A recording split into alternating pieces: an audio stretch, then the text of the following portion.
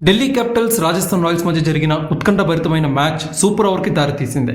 మొదట బ్యాటింగ్ చేసిన ఢిల్లీ 188 పరుగులు చేయగా రాజస్థాన్ కూడా 188 పరుగులు మాత్రమే చేయగలిగింది. సూపర్ ఓవర్లో రాజస్థాన్ 11 పరుగులు చేసింది. ఢిల్లీ 4 బంతుల్లోనే లక్ష్యాన్ని సాధించి ఐపీఎల్లో 5వ విజయాన్ని తమ ఖాతాలో వేసుకుంది. ఈ విజయంతో ఢిల్లీ జట్టు అగ్రస్థానానికి చేరుకుంది. అయితే సూపర్ ఓవర్ ద్వారా మ్యాచ్ విజేతని నిర్ణయించడం అనేది 4 ఏళ్ల తర్వాత ఇదే తొలిసారి. ఈ సూపర్ ఓవర్లో ఢిల్లీ క్యాపిటల్స్ ని విజేతగా నిలపడంలో ఢిల్లీ బౌలర్ మిచెల్ స్టార్క్ కీలక పాత్ర పోషించాడు. రాజస్థాన్ ఇన్నింగ్స్ చివరి ఓవర్తో పాటు సూపర్ ఓవర్లో కూడా అద్భుతంగా బౌలింగ్ చేసి ఢిల్లీకి సూపర్ విక్టరీని అందించాడు. అయితే ఢిల్లీ క్యాపిటల్స్ జట్టుని టేబుల్ టాపర్గా నిలపడంలో కెప్టెన్ అక్షర్ పటేల్తో పాటు మరో క్రూషియల్ ప్లేయర్ కేఎల్ రాహుల్ పాత్ర కూడా చాలా కీలకంగా మారింది. ఓవరాల్గా కొన్ని సందర్భాల్లో కేఎల్ రాహుల్ డెసిషన్ మేకింగ్ పై కూడా క్రికెట్ విశ్లేషకులు ప్రశంసలు గుప్పిస్తున్నారు.